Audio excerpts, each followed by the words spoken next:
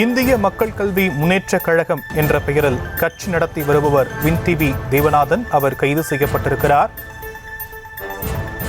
அது தொடர்பான அண்மை செய்தியை பார்த்துக் கொண்டிருக்கிறோம்.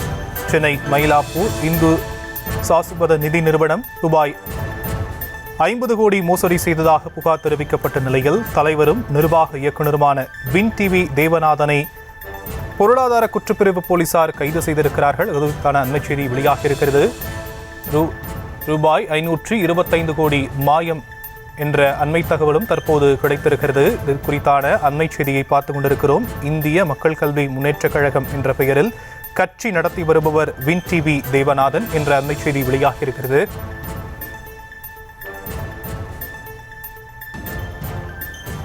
இது குறித்தான மேலும் விவரங்களை நம்முடைய செய்தியாளர் சுதர்ஷன் வழங்க நாம் கேட்கலாம். சுதர்ஷன், இது குறித்தான முழு விவரங்கள், இதன் பின்னணி.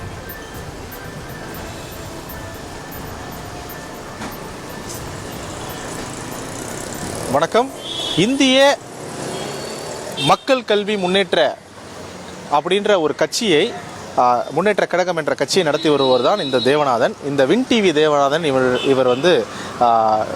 வெளியில் எப்போவுமே இவர் வின் டிவி தேவநாதன் என்று அழைக்கப்படுவார். இதில் முக்கியமானது, தனியாக கட்சி நடத்தினாலும் இவர் பாஜகவுடைய நிலைப்பாட்டை தொடர்ந்து எடுத்துகிட்டு வந்ததாக தகவல்கள் சொல்லப்படுகிறது.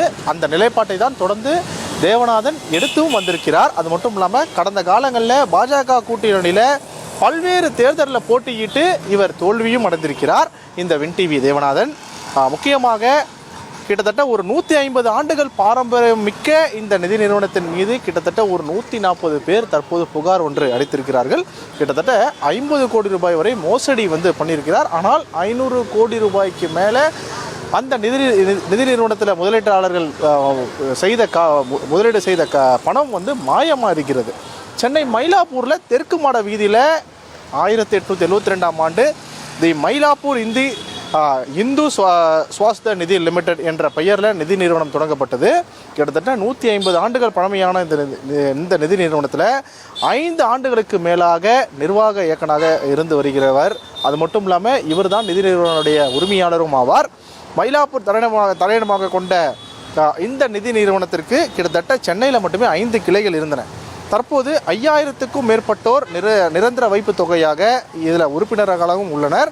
இந்த நிதி நிறுவனத்தில் முதலீடு செய்யும் பணத்திற்கு 10 முதல் 11% வரை வட்டி உறுதி என கவர்ச்சியான விளம்பரத்தை அளித்து நம்பி தமிழக முழுவதிலுமே இருந்து பல்லாயிரம் கணக்கானோர் நிரந்தர வைப்பு தொகையாக கிட்டத்தட்ட 525 கோடி ரூபாய்க்கு மேலே முதலீட்டாளர்கள் முதலீடு செய்திருக்கிறதாக கூறப்படுகிறது.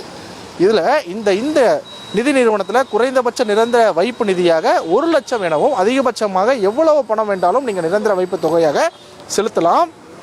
முக்கியமாக செலுத்தும் பணத்திற்கு 10 முதல் 11% வட்டி அளிக்கப்படும் என்று அறிவிக்கப்பட்டிருந்த காரணத்தினால அதை நம்பி தமிழ்நாடு முழுவதுமே கிட்டத்தட்ட 1 லட்சம் பேர் 10 லட்சம் வரையிலும் 50 லட்சம் வரையிலுமே கிட்டத்தட்ட 2 கோடி வரையிலுமே ஏராளமானவர்கள் முதலீடு செய்திருக்கிறார்கள். இந்த நிலையில் தான் கடந்த ஆண்டு முதல் பணத்தை முதலீடு செய்தவர்களுக்கு முதிர்வு தொகை மற்றும் வட்டி பணம் முறையாக வழங்கப்படவில்லை. அது மட்டும் இல்லாமல் இதனால் பாதிக்கப்பட்ட முதலீட்டாளர்கள் தினமும் மயிலாப்பூர் பகுதியில் இருக்கக்கூடிய இந்த நிதி நிறுவனத்தில் சென்று பணத்தை கேட்டு வந்திருக்கிறார்கள். ஆனால் நிதி நிறுவனம் சார்பில் இதுவரை முறையாக பதில் அளிக்காத காரணத்தினால கடந்த ஜூன் மாதம் தான் 6ஆம் தேதி முதலீட்டாளர்கள் பல நிதி நிறுவன அலுவலகத்தை இங்கே மயிலாப்பூரில் இருக்கக்கூடிய இந்த நிதி நிறுவன அலுவலகத்தை முற்றுகையிட்டு சாலை மறியலில் ஈடுபட்டு அதன் பிறகு போலீசார் பேச்சுவார்த்தை நடத்தி அந்த முதலீட்டாளர்கள் அனைவருமே சேர்ந்து தான் இந்த இஓடபிள்யூ ஆஃபீஸ்க்கு தற்போது எங்கே புகார் கொடுக்கப்பட்டிருக்கிறதோ அந்த இடத்திற்கு சென்று புகார் கொடுக்கப்பட்டு இவரிடம் தொடர்ந்து விசாரணையானது நடைபெற்றது. அதாவது எங்கே போய் புகார் கொடுத்தாங்க அப்படின்னா, மயிலாப்பூர் போலீஸுடைய அறிவுரையின்படி தான் பொருளாதார குற்றப்பிரிவு அலுவலகத்திற்கு புகார் அளிக்க சென்றனர். கிட்டத்தட்ட 140க்கும் மேற்பட்டோர் புகார்களை அளித்தனர். இந்த புகார் அளிக்கப்பட்டதன் தொடர்ந்து தான் வழக்கு பதிவு செய்து விசாரணையும் தொடங்கியது. இதில் விசாரணையில் புகார்தாரிடம் கிட்டத்தட்ட ஒரு 140 பேர் புகார்தாரராக இருந்தார்கள். அவர்களிடம் இருந்து 50 கோடிக்கும் அதிகமாக மோசடி செய்யப்பட்டது கண்டுபிடிக்கப்பட்டது. விசாரணையிலும் தெரிய வந்திருக்கிறது. இந்த விசாரணைக்கு அப்புறம் தான் இந்த தேவநாதன், இந்த வின் டிவி தேவநாதனை திருச்சியில் வைத்து பொருளாதார குற்றப்பிரிவு அதிகாரிகள் கைது பண்ணி அவரிடம் அங்கேயே தொடர்ந்து விசாரணையை நடத்தி வந்தனர். விசாரணையில் தான் 140 பேர் கிட்டத்தட்ட 50 கோடிக்கும் மேலாக முதலீடு செய்திருக்கிறார்கள். இந்த முதலீடு செய்த பணத்தை எங்கு எவ்வாறு இவர் மறைத்து வைத்திருக்கிறார், அது மட்டும் இல்லாமல் எவ்வாறு இவர் இந்த பணத்தை முதலீட்டாளர்களிடம் பெற்று அதன் பிறகு இந்த பணத்தை எங்கு இவர் மறைத்து வைத்திருக்கிறது மட்டும் இல்லாமல் இவர் வேறு இடத்திற்கு ஏதாவது வந்து இந்த பணத்தை முதலீடு செய்திருக்கிறார்களா, அல்லது வந்து இந்த முதலீடு செய்த பணத்தை திரும்ப கொடுக்க முடியாமல், இந்த முதலீட்டாளர்களுக்கு வட்டியும் திரும்ப கொடுக்க முடியாமல், அவர்கள் முதலீடு செய்த பணத்தை திரும்ப கொடுக்க முடியாமல் எந்த இடத்துல, அது மட்டும் இல்லாமல் எதற்காக இவர் வந்து முதலீடு செய்திருக்கிறார், அல்லது வெளிநாட்டிற்கு இந்த பணத்தை அனுப்பிவிட்டாரா, இல்லை முறைகேடாக இந்த பணத்தை வேறு ஏதாவது வந்து செலவு செய்தாரா அப்படின்னு சொல்லிட்டு தொடர்ந்து விசாரணையானது நடைபெற்று வருகிறது. அடுக்கடுக்கான கேள்விகள் வந்து இந்த வின் டிவி தேவநாதனிடம் கேட்கப்பட்டு வருகிறது.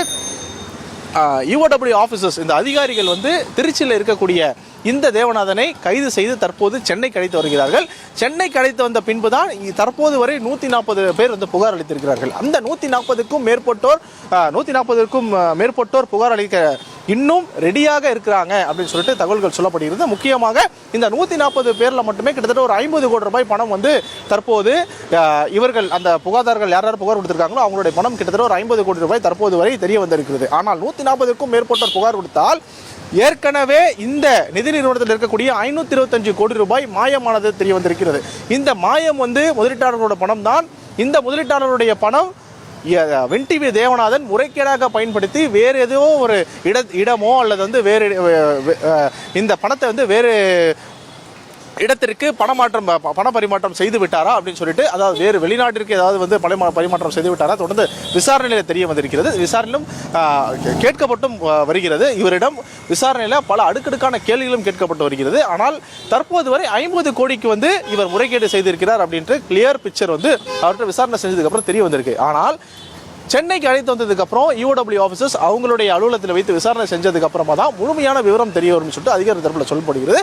தற்போது பொருளாதார குற்றப்பிரிவு அதிகாரிகள் இவரை கைது செஞ்சிருக்கிறாங்க. கைது செய்து இவர் எங்கு இந்த பணத்தை மறைத்து வைத்திருக்கிறார், எங்கு பதுக்கி வைத்திருக்கிறார், இந்த பணத்தை வேற ஏதாவது வெளிநாட்டிற்கு வந்து இடமாற்றம் செய்து விட்டாரா, அல்லது வந்து இந்த பணத்தை வைத்து வேறு ஏதாவது முதலீடு செய்திருக்கிறாரா அப்படின்னு சொல்லிட்டு சென்னையில் அழைத்து வந்து அதன் பிறகு விசாரணை செஞ்சதுக்கு அப்புறம் தான் உண்மையான நிலவரம் தெரிய வரும். அது மட்டும் இல்லாமல் இந்த பணத்தை முதலீட்டாளர்களுக்கு அவர்கள் பொருளாதார குற்றப்பிரிவு அதிகாரிகள் வந்து இந்த பணத்தை மீட்டு தர நடவடிக்கையும் எடுத்து வருகிறார்கள். தேவநாதன், வின் டிவி தேவநாதன் தற்போது கைது செய்யப்பட்டிருக்கிறார்.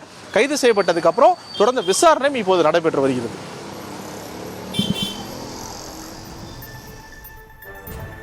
வின் டிவி தேவநாதன் கைது செய்யப்பட்டிருக்கக்கூடிய நிலையில் களவிவரங்களுக்கு நன்றி சுதர்ஷன்.